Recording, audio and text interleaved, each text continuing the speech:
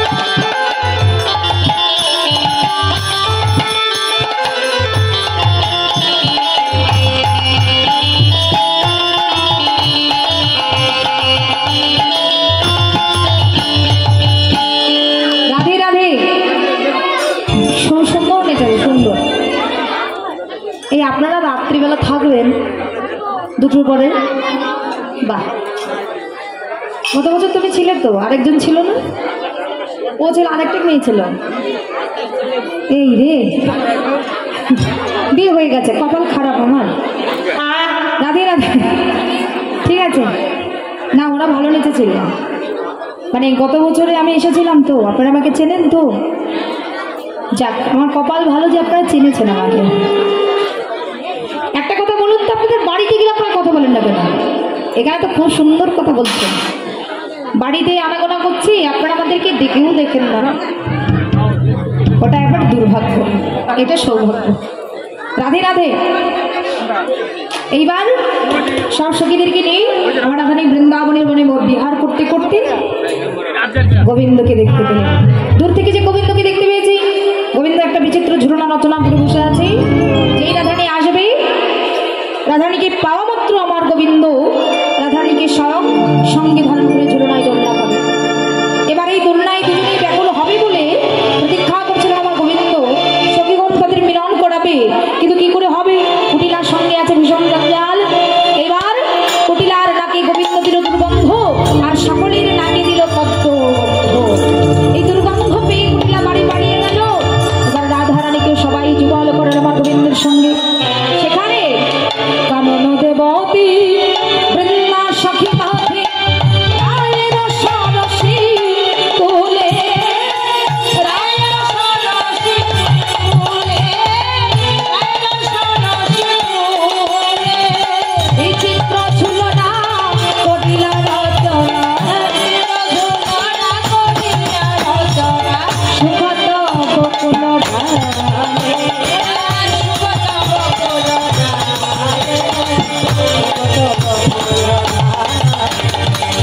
ঝুলনা উপরে নাগর নাগরী আসিয়া বসিলা রঙে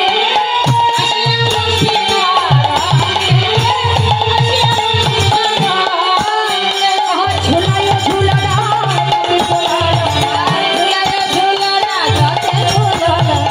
কত কত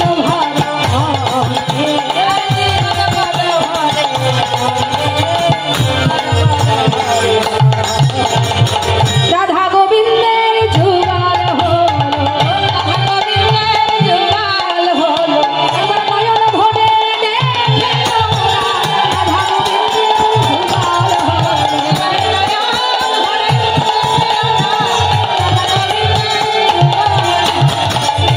আমার গোবিন্দ হাসি হাসিয়া বাহু প্রসার করে রাধারানীকে করে করেছে কেন সে ভয় পেয়েছে চমকে উঠছে বারবার কেন ঝুলনা ঝমকে রাধিকা চমকে ঝুলনা ঝমকে রাধিকা চমকে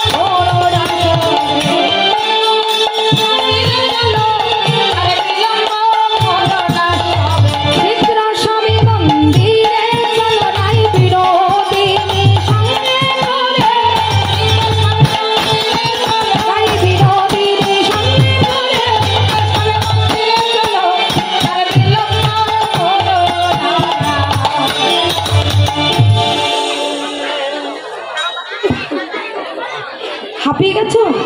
ধরো ধরো। হ্যাঁ, কত স্বাদ করে পেয়েছো বলো। এই বাদিনীর ঘরে থাকে এই রাধা বিনোদিনীকে এত স্বাদে পেয়েছো, এত তাড়াতাড়ি ছেড়ে দিলে হবে? ধরে থাকো। রাধারানী বলছে, প্রাণনাথ গোবিন্দ আমার সংকেত এসেছে, জটিলা মাতা এই বনে প্রবেশ করতে চলেছে। বলো বলো গোবিন্দ, এখন আমার কি হবে? গোবিন্দ বলছে, তুমি চিন্তা করো না, আমি তোমার অঙ্গ স্পষ্ট করে কথা দিলাম, সূর্যের মন্দিরে তুমি উপনীত হও, আমি সময়কালে তোমায় দর্শন দেব। এবার গোবিন্দ কথা দিলে আমার রাধারানী সব সখীদেরকে নিয়ে সূর্যের মন্দিরে উপনীত হলেন। আর অন্যথায় গোবিন্দ কি করে আমার রাধারানীর কাছে যাবে? তাই ছুটতে ছুটতে গোবিন্দ চলে গেলেন রাধা কুণ্ডের তীরে। এবার রাধা কুণ্ডের তীরে দাঁড়িয়ে রাধা কুণ্ডের মাটিগুলো খনন করে তুলে নিয়েছে, কিছুটা জড়ো করে রেখেছে।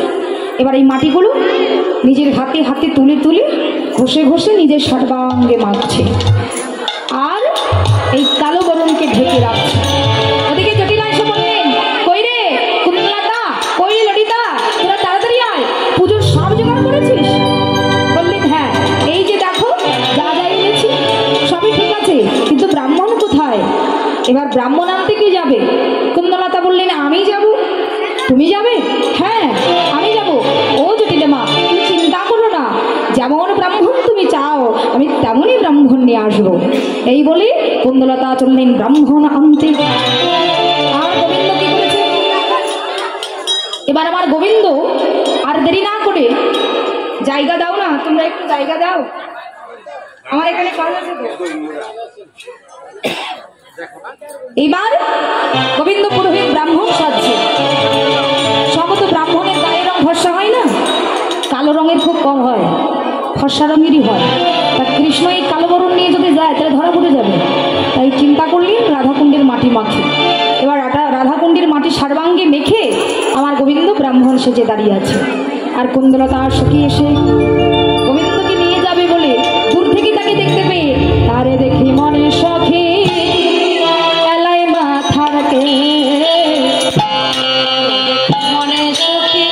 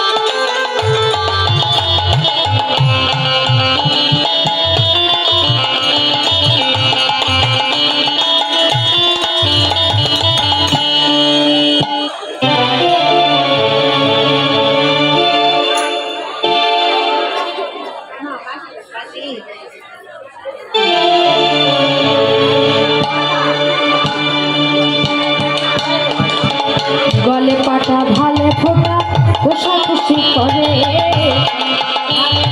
কোষাকুষি করে, ছোট কাছে ছুটি আঁকি করে, আঁকি করে।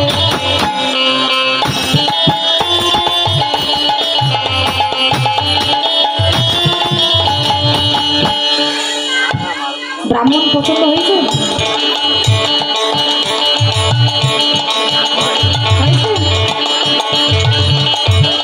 আর বেশি চশমা পড়লে চশমা সম্মান যাবে। যাবে যাবে, সবই ঠিক আছে। পুরোহিত দর্পণ ছাড়া কি মানাবে? মানাবে না তো, দর্পণের দরকার না।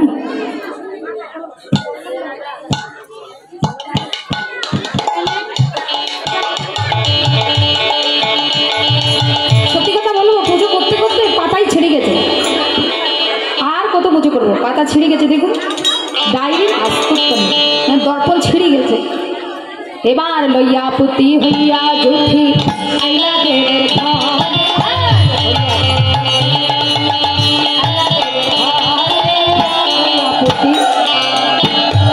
পুতি হইয়া জুঠি আইলা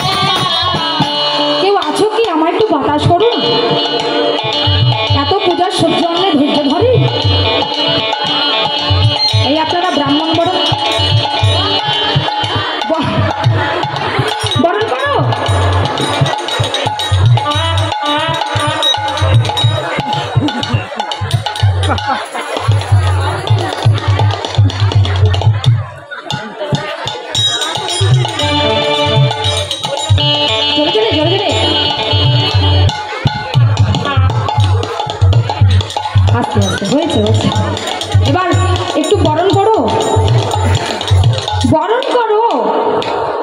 আসন বসন ঘোষণা দিয়া ব্রাহ্মণ বরণ কহরে, আসন বসন ঘোষণা দিয়া ব্রাহ্মণ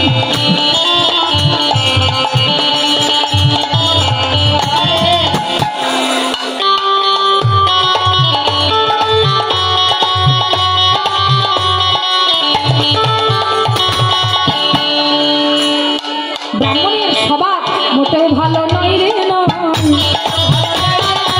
যারে দেখে তারে ধরে, মোটেও ভালো নয় রে নয়,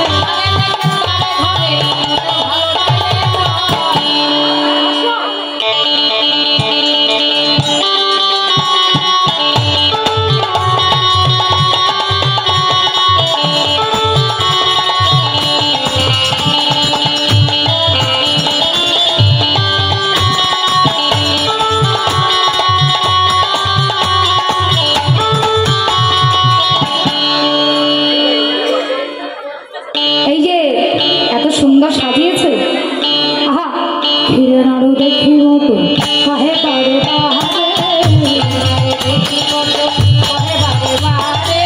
আইসো সবে, আইসো সবে পুজো দেবে রইতে নাহি আর দে, আইসো সবে পুজো দেবে আর বিলম্ব করো না, আর বিলম্ব করো না, আমার প্রাণের সহে না, আর বিলম্ব করো না,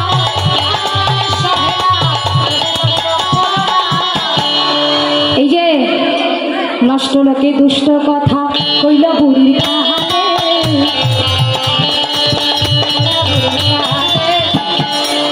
দুষ্ট হইয়া দুষ্ট বুড়ি আইল পূজা ছাড়ে,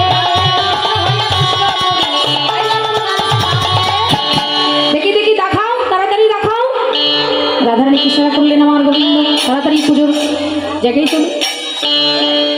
গোবিন্দের অঙ্গের গন্ধ পেয়েছে, বুঝতে পারছে না গোবিন্দ কোথায় আছে, শুধু খুঁজেই যাচ্ছে আমার গোবিন্দ কোথায়, আমার গোবিন্দ কোথায়, খুঁজে পাচ্ছি না কেন। কিন্তু গোবিন্দ যে রাধাকুণ্ডীর মাটি মেখেছে এটা কি আর রাধারানী বুঝতে পারছে, কিন্তু বটুর চোখ দেখে বুঝতে পেরেছে বটু নাড়ু খাবে। সিদ্ধি বাটা দেওয়া নাড়ু আগে থেকে রাধারানী এনেছিলেন, কারণ কৃষ্ণ ভজনে যারা রয় তারা বড় চতুর হয়, আমার রাধারানী বড়ই চতুর বলে সেই সিদ্ধি বাটা দেওয়া নাড়ু বটুকে খাইয়ে দিলেন। বটু যখন খেয়ে পড়ে গেল, এবার বটুকে চেতনা দেওয়ার জন্য গঙ্গা জলের ঘটি এনে তার মুখে চোখে ছিটিয়ে দিল। গোবিন্দ পাশে দাঁড়িয়েছিল, এই কয়েক ফোঁটা জল গিয়ে গোবিন্দের চরণে পড়ে কাদামাটি সরে গিয়ে আমার গোবিন্দের কালো রূপ রাধারানী দেখতে